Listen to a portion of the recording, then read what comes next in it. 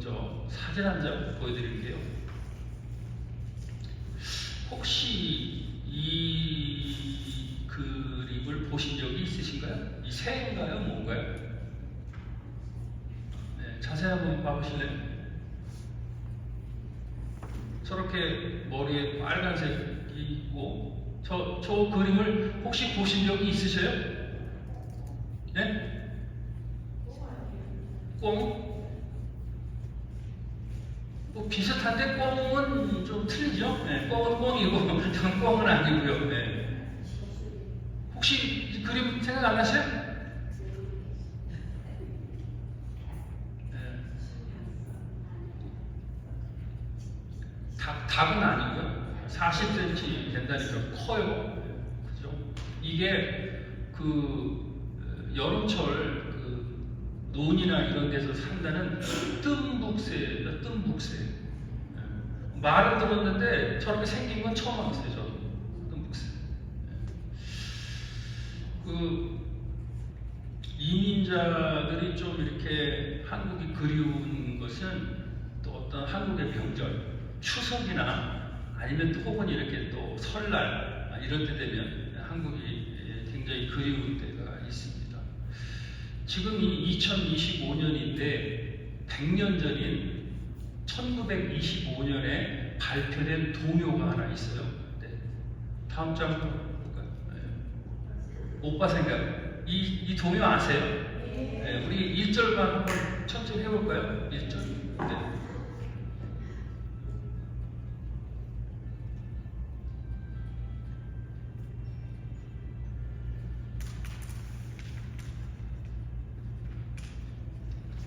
예. 내서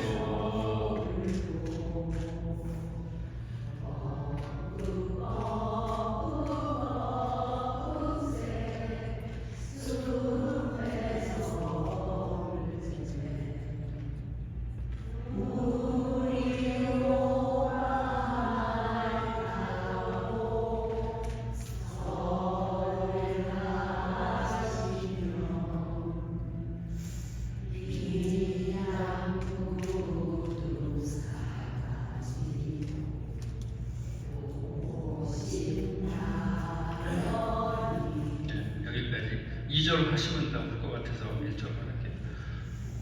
여기 이제 드리고 싶은 얘기는 뭐냐면 악보 있는 쪽으로 한 번만 시간 그러면은 오빠 생각 작사자가 누구로 되어 있어요? 최순희 그리고 이제 박태준 작곡가인데요. 이게 딱 100년 전인 1925년에 발표된 동요인데요.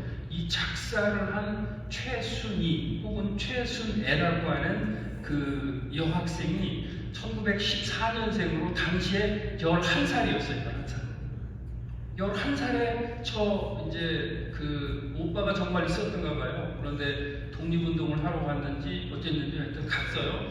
그 마음을 절절하게 담은 그런 동시죠. 이것을 1925년에 박태준 작곡가가 곡을 만들어서 발표를 했습니다. 여러분들에게 있어서 비단 구두를 사가지고 오실 오빠는 어떤 분이 있으세요? 비단 구두. 이 최순애. 이분은 11살 때 이 동시를 발표를 하고 그리고 그 이후로부터는 종적이 묘연해져서 어떻게 살다가 어떻게 죽었는지를 모릅니다. 이 1925년 이후로 100년간 소식이 없어요. 살아계시면 지금 111세니까 살아계실 수도 있겠네요. 중요한 부분은 뭐냐면 이제 비단 구두를 사고 오실 분이 누구냐라고 하는 여러분에게 있어서 마음의 고향 한국의 추석 그리고 영적인 고향 여러분들의 영혼의 고향에서 이럴 때 나에게 과연 비단 구두를 사다 줄 사람은 누구냐라고 하는 문제를 이 추석날 아침에 여러분과 같이 한번 말씀을 나누고자 하는 것입니다. 이제 저희들 9월달에 여러 모임이 있어서 요한복음 강해를 쉬었지만 요한복음 강해가 시작된 지 이제 29번째 시간이고 요한복음은 총 21장으로 되어 있어요. 오늘이 11장이니까 이제 딱 절반을 마치게 된 겁니다. 요한복음에 있어서 가장 중요한 그 여러 가지 표적이 있는데 그 표적이 7가지가 나타나 있습니다. 요한복음에서 말하는 그 표적을 이적이나 기적이라고 얘기하지 않는 것은 그 표적 세메이오, 즉 사인이라고 하는 것은 그 표적을 통해서 궁극적으로 보여주고 인도하는 최종적인 목표가 있다. 그 최종적인 목표가 어디냐? 바로 십자가라는 것입니다. 그래서 요한복음은 1장부터 11장까지 사건을 쭉 훑어가면서 결국에는 그것의 표적을 보이고 표적의 끝은 어디다? 바로 예수 그리스도의 십자가를 향해 가고 있는 것이다 라고 하는 것이 요한복음의 전체 책이 만들어진 구성과 주제가 되어 있는 것입니다. 자, 그러면 여러분들이 이제 요한복음에서 7가지 표적 우리 순서대로 한번 해볼까요? 2장에 나오죠. 2장 뭐가 처음에 나오죠?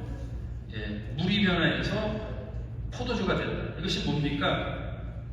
물질이 근본적인 변화를 가지고 있다는 것이죠. 우리들이 적용하면 우리가 예수 그리스도를 믿기 전하고 믿기 후에 본질적인 변화가 있었다는 것을 물과 포도주의 사건으로 말씀을 해주시고 있는 겁니다. 그리고 두 번째 표적이 뭐죠? 4장에 나오죠. 4장에 나오는 내용인데 그 내용은 뭐냐면 왕의 신하의 아들이 아팠어요. 예수님이 가셔서 치료해 주시는 것이 아니라 예수님이 말씀을 통해서 말씀으로 하니까 그 말씀을 받아서 왕의 아들의 신하의 병이 고침을 받았어요. 이게 두 번째 표적입니다. 4장에 나오는 말씀의 중요성을 얘기한 것입니다. 그리고 5장에는 어떤 사건이 나오죠? 5장에 이어지는 게 38년 된 베데스다 못에 있는 38년 된 환자를 예수님이 고치십니다. 38년이라고 하는 것은 날 때부터 38년일 수도 있고 어떻게 살다가 38년일 수도 있지만 결국에는 오랜 병으로 인해서 어떤 절망 가운데 있는 사람을 건져주시는 그것이 바로 베데스다 38년 된 환자를 통해서 우리들에게 보여주고 있는 표적이에요. 세 번째 표적입니다. 네 번째 표적이 이제 6장으로 넘어가죠. 6장에서 뭐가 나오냐면 6장 전반부에 나오는 유명한 오병이어의 사건이 나오는 겁니다. 오병이어가 주는 건 뭐죠? 우리에게 주는 교훈은 뭐냐면 예수님은 작은 것으로부터 풍성함을 넘치도록 할 수 있는 분이다라고 하는 표적을 우리들에게 말씀을 해주고 계십니다. 그리고 6장 16절 하반부터 나오는 것이 뭐냐? 다섯 번째 이적이 뭐냐면 예수님께서 바다 위를 거니시는 그 표적이 나오게 되어 있습니다.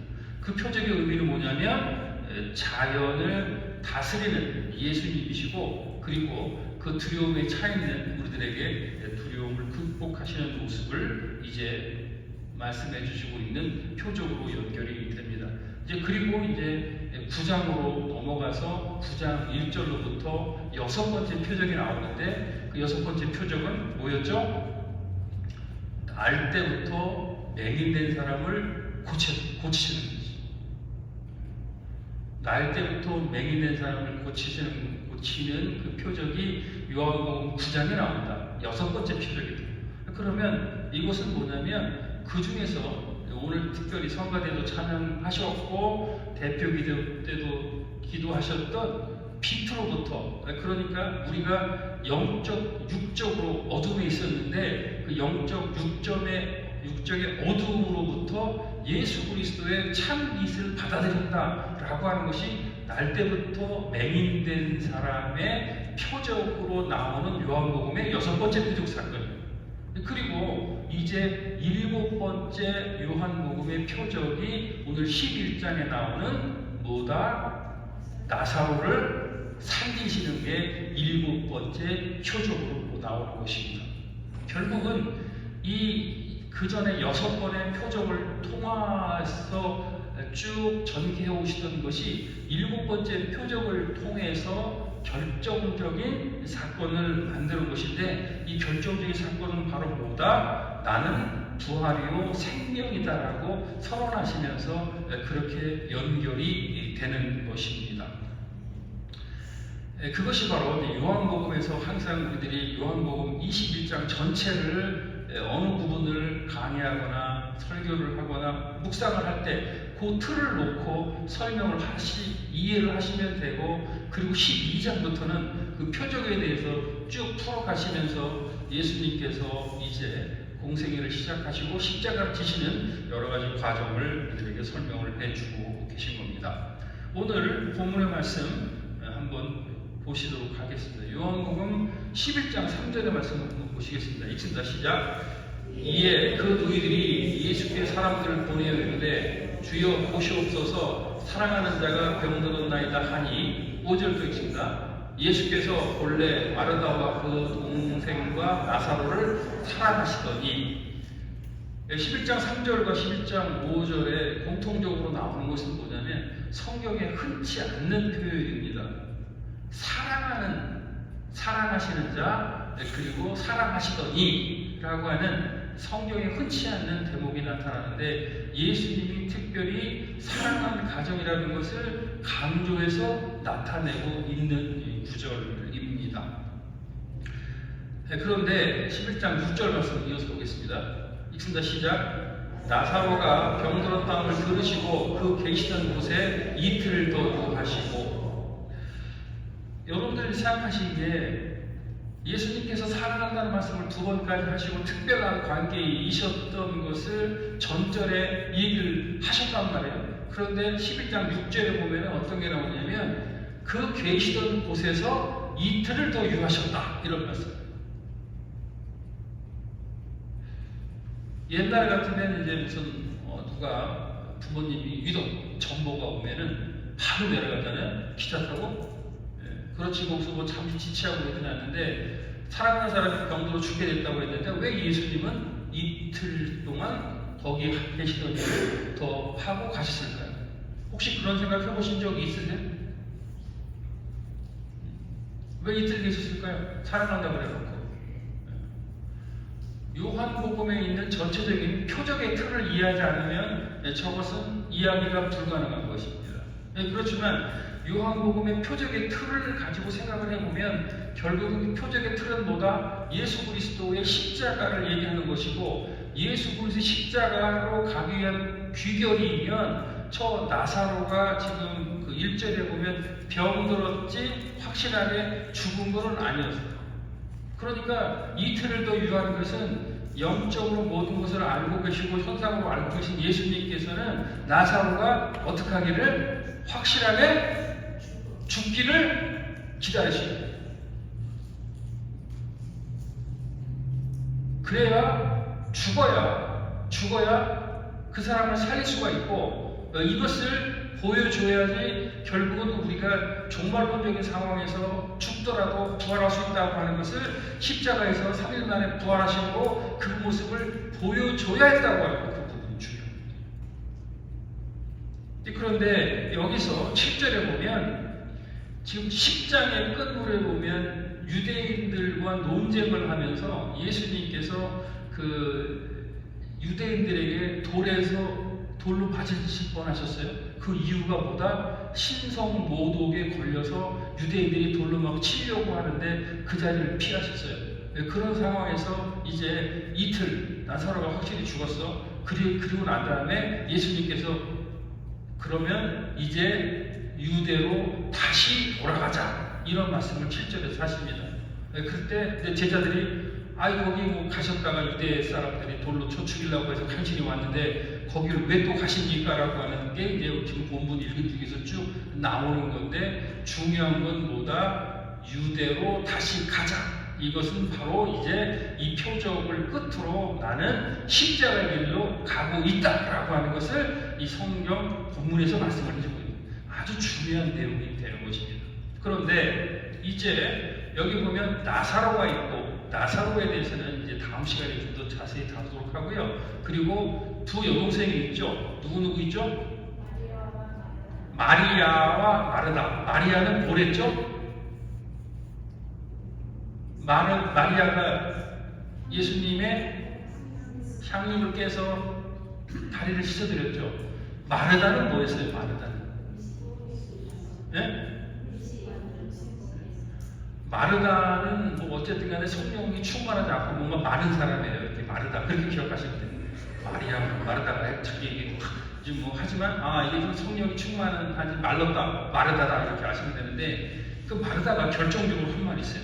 그게 뭐냐면 이제 21절 말씀합니다. 읽습니다. 시작. 마르다가 예수께 여짜오되 주께서 여기 계셨더라면 내 오라버니가 죽지 아니하였겠나이다. 마르다가 성령 충만하지 않고 예수님한테 이제 이렇게 살아가시고 이렇게 하시는 우리 가족인데 그리고 소식도 보내지 않았냐? 예수님은 능력이 있지 않으시냐? 그런데 그 예수님 우리 오라비 나사로가 죽고 장사 지내고 다 끝났는데 그때 나타나시니까 마르다가 역시 성령 충만함이 없이 마른 사람이 예수님한테 한마디 딱 한 겁니다. 예수님이 여기 계셨으면 그런 일은 없을 거 아닙니까? 라고 이제 그 얘기를 하는데 요 마르다가 오늘 성경 본문에서는 중요한 핵심 역할을 하는 것이고 그 마르다가 여기서 마르다라고 했지만 우리들의 이름을 집어넣는대요. 그러니까 곽재필이 예수님께 여쭙되 주께서 여기 계셨더라면 내 오라버니가 죽지 아니었겠다고 하는 얘기를 하는데 여러분의 이름을 마르다에 집어넣고 하면 지금 여러분의 심정을 그대로 이 얘기를 할 수 있는 부분이 되는 것이고 마르다와 저와 여러분이 투영이 되면서 요 11장 요한복음 7장 사건에서 예수님이 핵심적으로 하고 싶은 말씀의 요점이 뭐다? 그것이 바로 오늘 설교 제목인 부활의 제목이 뭐예요? 부활의 현재성이라고. 부활의 현재성. 그러니까 부활이라고 하는 부분이 있으면 부활이라고 하는 것은 이제 우리가 생각했을 때 예수님께서 2000년 전에 십자가에서 죽으시고 부활했던 어떤 하나의 과거의 사건 아니냐. 그리고 부활에 있어서는 나는 앞으로 죽어야 해서 장차 올 거에 대한 사건이 아니냐라고 생각을 한단 말이에요. 그런데 우리들이 생각했던 부활은 두 가지가 있는데 하나는 뭐냐면 11장을 통해서 부활이라고 하는 것은 현재에도 일어나고 있다. 현재성이라고 하는 것은 생선처럼 죽지 않고 바닥바닥 살아서 지금 내 곁에서 나와 같이 일어나고 있는 현상을 뭐라고 그런다? 부활의 현재성이라고 얘기를 하는 거죠. 예수님이 예수 그리스도를 구주와 주님으로 영접을 하면 이제 예수 그리스도의 거룩한 성령이 내 주 안에 내주하고 계셔서 항상 늘 함께 하고 계신데 그것을 예수님이 나타났으면 살을 수 있지 않았냐 어땠냐 왜 나한테 이런 고통을 주냐라고 하는 얘기를 계속해서 반복할 수 있는 우리들하고 똑같은 모습을 보여주고 있는데 결국은 이 사건을 통해서 부활이라고 하는 것은 종말성도 가지고 있는데 종말성은 다음 시간에 다루도록 하고 이번 시간에 다루는 것은 뭐다? 바로 부활이 가지고 있는 현재성이다. 부활의 현재성. 그것이 이제 우리들에게 있어서 이제 그 현재성이 떨어지는 이유는 뭐냐면 첫 번째는 뭐냐면 우리가 이제 굳은 살이 배긴다고 하잖아요. 굳은 살이 배기면 굳은 살에 바늘로 찌르면 고통이라는 것은 감각을 못 느끼듯이 우리도 영적 무감각한 상태를 갖고 있다는 거예요. 눈에 보이는 것 그리고 어떤 여러 가지 육체적인 것에 대해서 관심이 많은데 눈에 보이지 않는 영적인 것에 대해서는 무관심하고 관심이 없어. 그러다 보니까 지금 부활의 현재성, 살아서 팔딱팔딱 움직이게 하는 것하고는 멀어져 버리는 그런 것을 갖게 되는 것이죠. 그리고 이제 그 본질적인 이유는 뭐냐면 예수 그리스도에 대한 믿음이 성경에 나와 있는 성삼위 하나님에 대한 믿음이 계속 약해지는 거예요. 그러다 보면 이것은 예수님이 옛날에 무슨 영화 한 편 봤던 춘향이나 뭐 신청년 나오는 그때 영화 당시에 예수님이 부활하셨던가 뭐 이렇게 생각하시는 거라고 하는 이제 그런 이제 믿음 없는 한계적 신앙을 드러내는 것이고 그리고 우리가 지금 생각했을 때 부활은 과거나 미래에 다가오고 생각하지만 결국에는 부활이라고 하는 것은 이제 나사로를 살리심으로 해서 부활의 현재성이 살아있다는 것을 말씀을 해주고 계시고, 이제 그것을 이제 성경에서 한번 찾아보도록 그렇게 하겠습니다. 로마서 6장 4절에서 5절 말씀 보도록 하겠습니다. 읽습니다. 시작. 그러므로 우리가 그의 죽으심과 합하여 세례 침례를 받음으로써 그와 함께 장사되었나니 이는 아버지의 영광으로 말미암아 그리스도를 죽은 자 가운데서 살리신 것 같이 우리도 또한 새 생명 가운데서 행하게 하려 함이니. 5절 만일 우리가 그의 죽으심과 같은 모양으로 연합한 자가 되었으면 또한 그의 부활과 같은 모양으로 연합한 자도 되리라. 이제 우리가 이제 부활의 현재성을 얘기할 때 가장 필요한 부분이 뭐냐면, 우리는 예수 그리스도가 죽음으로 죄에서 그리고 죽음에서 이미 어떻게 됐다? 해방돼서 새로운 생명을 가진 사람들이에요. 그런데 죄의 죄성, 죄의 회개성이라고 하는 그 부분에 있어서 자꾸 그 죄 속으로 돌아가고 자력에 이끌듯이 과거로 돌아가는, 그렇기 때문에 부활이라고 하는 현재성을 우리가 실감하지 못하고 느끼지 못하고 있다는 것이죠. 그런데 여기서 말하는 중요한 현재성을 잃은 이유가 우리들은 이미 죄와 죽음에서 해방이 될 것이다 되었다. 어떻게 맞습니까? 여러분과 저는 이미 죄와 죽음에서 해방이 되었다라고 하는 것입니다. 그 믿음에 확신이 있어야 됩니다. 그래야지 부활에 대한 현재성이 나타나는 것입니다. 고린도 후서 5장 17 말씀 좀 이어서 보겠습니다. 있습니다. 시작. 그런즉 누구든지 그리스도 안에 있으면 새로운 피조물이라 이전 것은 지나갔으나 보라 새 것이 되었더라. 이건 뭐냐면, 이제 내가 연속해서 60년 살았는데 예수님 믿고 몇 년 됐다 이런 게 아니라, 예수 그리스도를 믿는 순간, 구주와 주로 영접한 순간 우리들은 어떤 삶이다? 뭐라고 나와 있습니까? 보라 새로운 생명, 새로운 피조물이 되었다고. 그런데 우리들이 이제 그 죄성에 끊이지 않고 그 마성과 자력에 빨려서 자꾸 과거의 것으로 회귀되고 과거의 것을 얘기하고 과거로 돌아가려고 하는 것을 생각하기 때문에 부활에 대해서 현재적 능력을 잃고 있다라고 하는 것이죠. 요한 1서 3장 14절 말씀 보겠습니다. 읽습니다. 시작. 우리는 형제를 사랑함으로 사망에서 옮겨 생명으로 들어가는 줄 알거니와 사랑하지 아니하는 자는 사망에 머물러 있느니라. 이제 이 말씀은 뭐냐면, 우리가 부활의 현재성을 놓치고 있는 이유가 바로 뭐다? 그것은 바로 공동체 안에서 희망과 위로가 없다라고 했을 때 이제 우리가 부활의 현재성이 없다라고 하는 겁니다. 그러니까 형제를 사랑함으로, 형제를 사랑하는 기본 원칙은 전체적인 포괄적인 의미도 있지만 우리 남과도 지구촌교회, 우리 신앙 공동체 안에서 먼저 사랑을 해야 되고 하는 거죠. 그 안에서.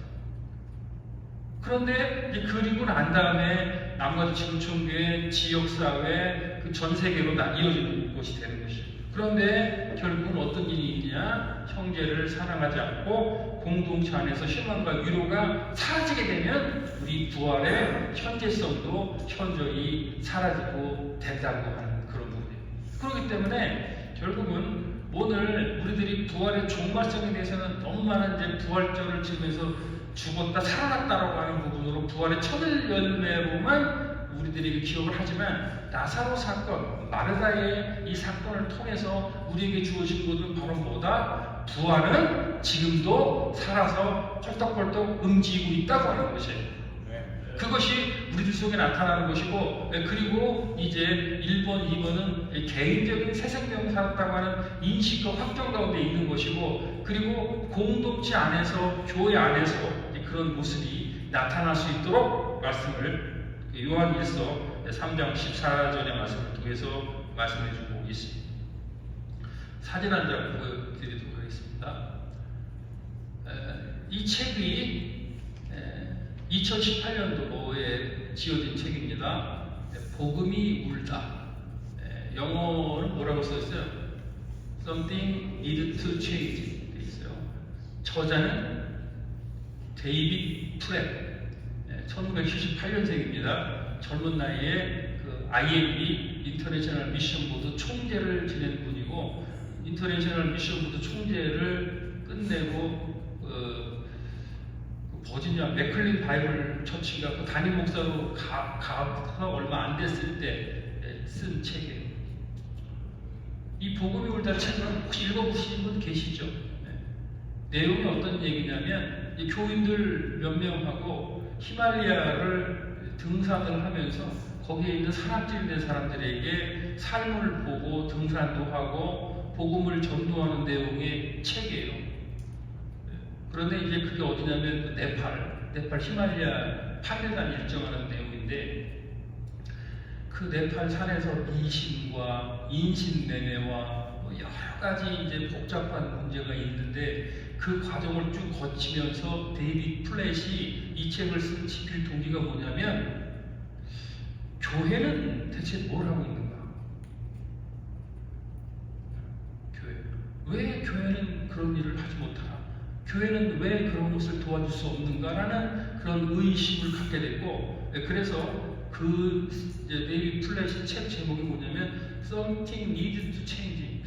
뭔가가 교회와 내가 조금의 변화가 필요하지 않겠느냐라고 하는 책을 집필합니다.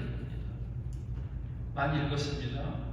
그리고 네팔을 위해서 기도했습니다. 네팔이 인구가 한 3천만 되나요? 큰 나라입니다. 그로부터 2018년 이후로 2025년 7년이 지나서 이제 네팔에 여러 가지 사건이 일어나고 정부가 뒤집히는 사건이 일어났죠. 우연한 일이 아닙니다. 기도하고 관심 가지고 또 그것을 위해서 많은 사람이 노력하고 헌신이 있어서 그것이 가능한 그런 상태가 되는 것입니다. 결국은 이제 우리가 어떤 새로운 생명을 얻어서 이제 주 안에서 새롭게 거듭난 사람이다라고 하는 옛 것은 지나갔다 새롭게라고 하는 사실을 내가 인식해서 자각할 수 있는 부분은 뭐다? 말씀과 기도를 통한 개인적인 영성 훈련이 꼭 필요한 부분이고, 그리고 그것이 이제 합쳐져서 교회 공동체 안에서 예배라고 하는 것을 통해서 나타나게 될 때 이제 역사가 예수 그리스도의 부활이라고 하는 것이 나의 삶 속에서 다시 살아난다라고 하는 모습으로 투영돼서 나타난다고 하는 얘기를 지금 이 나사로의 그 부활의 사건을 통해서 우리들에게 말씀해주고 있는 것입니다. 한국교회가 이제 6.25 전쟁이 끝나고 1960년대 후반 70년도에 폭발적인 부흥이 일어나기 시작했습니다.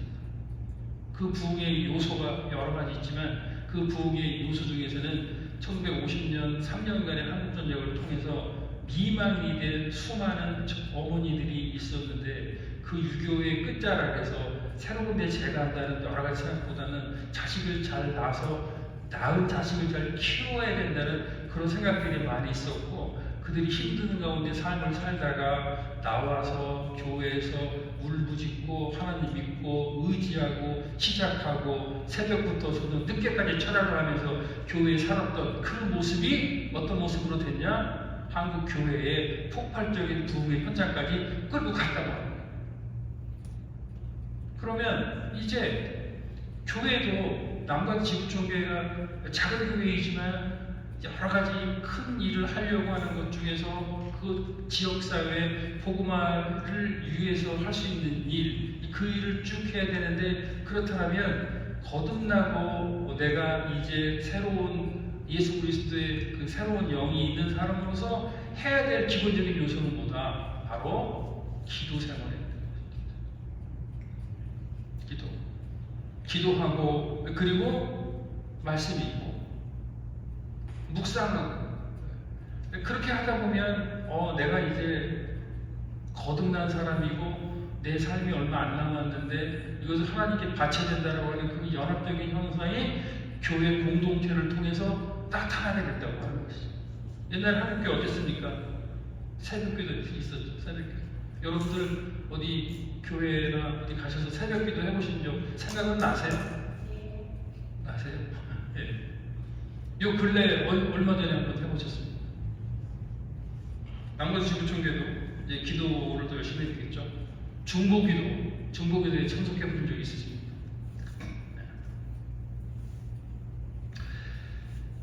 이런 여러 가지 것이 이제 이어졌을 때 개인의 어떤 회개와 개인의 어떤 새 생명의 인식, 그리고 새로운 공동체로의 전환, 그리고 교회도 이제는 뭔가 사역적인 일, 어떤 프로그램의 일, 이런 것보다 본질적으로 하나님과의 관계성의 회복으로 시작을 한다면 그것이 바로 나타나는 것이 뭐다? 부활의 현재성이라고 하는 것이죠. 그렇게 되면 어떤 결과가 있을까요? 저와 여러분들에게 말씀을 마무리하면서 여러분들이 요즘에 그런 얘기들 많이 하죠. 과연 어떤 것이 진짜 비극이냐 라고 하는 얘기들이 많이 나오고 있습니다. 지구촌교회에서 얼마 전에 그 몽골로 선교 여행을 갔다가 거기에서 심장마비로 한 분이 소천하셨어요. 심장마비로 사역을 마치고 돌아오는 길이었다고 하더라고요. 그런데 거기서 이렇게 몸이 아픈 사람이 왜 그렇게 또 거기를 선교지를 가서 그런 일을 당하냐라고 반발도 많이 있었다고 해요. 비극적인 얘기를 하죠. 네. 그런데 그 사건을 일로 한다면 이 일을 한번 볼까요? 미국 1인당 GDP가 8만 불 넘어가는 잘 사는 나라에서 좋은 또 열심히 일하는 만큼 베네핏 받고 복지 혜택을 누리고 주일날 예배 드리고 나머지 시간에 편안한 영화를 즐기다가 이제 또 바닷가 가서 조개 줍고 등산하고 뭐 이렇게 한다. 이 사건 1과 2가 있습니다. 여러분들이 보기에는 어떤 사건이 더 비극적인 사건입니까? 선교지 나가서 선교하고 돌아오다가 심장마비로 죽은 사건이 비극적인 사건이 아니라 새로운 생명, 새로운 예수 그리스도의 거룩한 영, 성령이 임재하고 계셔서 이웃에 대한 사랑을 표출하지 못하는 것이 더 비극적인 사건이라고 합니다. 그리고 그것에 대한 인정과 감각을 무디게 하는 결정적인 요소가 바로 사탄이 발현을 하는 것이고, 그래서 한 영혼이라도 교회에 모시고 와서 복음을 듣게 하고 그 사람들에게 후속적으로 복음을 이루는 것이고, 공동체를 이렇다라고 하는 말씀을 할 때 사탄들이 더 발흥하고 더 그 여러 가지 예기치도 못한 일들을 만들어내는 그런 부분이 있는 것입니다. 그렇기 때문에 오늘 이 본문을 통해서 얘기하는 부활의 현재성, 그것은 이제 저와 여러분의 마음속에 살아있는 것입니다. 그리고 항상 어렵고 힘들 때 낙심하고 좌절될 때 해야 될 부분이 뭐다? 아니야. 지금 말하다가 얘기했지. 계셨더라면 같이 옆에 계셔요. 그리고 예수님께서 말씀하셨잖아요. 세상 끝날 때까지 내가 너희와 항상 함께 있으리라고 말씀하셨기 때문에 그 믿음의 확신에 거하면 우리는 날마다 부활을 하면서 하나님의 영광에 참여할 수가 있는 겁니다. 사도행전에 보면 그 스데반이라고 나오죠. 스데반이 어떤 사람입니까? 목사였습니까? 종교 지도자였습니까? 스데반은 그냥 초대교회의 성령 충만한 디컨, 집사님이었어요. 디컨이라고 하는 사람은 언어학자들이 그걸 풀어보면요, 글자 형상 이게 어원이 어디로 갔냐면 디컨은 뭐냐면 밥상을 머리에 이고 가는 사람이 디컨이에요. 그러니까 전체적으로 교회 회중을 위해서 봉사하고 이렇게 서비스하는 사람이 디컨이라고 하는 거죠. 그 디컨 스데반이 이제 예수 그리스도를 영접을 하고 공동체를 통해서 열심히 생활을 하다가 이제 복음을 전하다가 죽는 상황으로 나타나게 되는 겁니다. 그러면서 이제 어떻게 죽냐면 그 스데반이 돌에 맞아 죽죠. 스토닝 당하는데, 그러면서 그 나오는 사도행전 7장 55절의 말씀을 한번 읽어보도록 하겠습니다. 읽습니다. 시작. 스데반이 성령 충만하여 하늘을 우러러 주목하여 하나님의 영광과 예수께 하나님의 우편에 서신 것을 보고, 여기 어떤 상황에서 이걸 보신 거예요? 그러니까 지금 그 스데반을 죽이려고 하는 사울의 일당들에게 잡혀가지고 스토닝, 돌멩이로 막 이렇게 쫙 맞고 고통스럽고 바로 죽기 일보 직전입니다.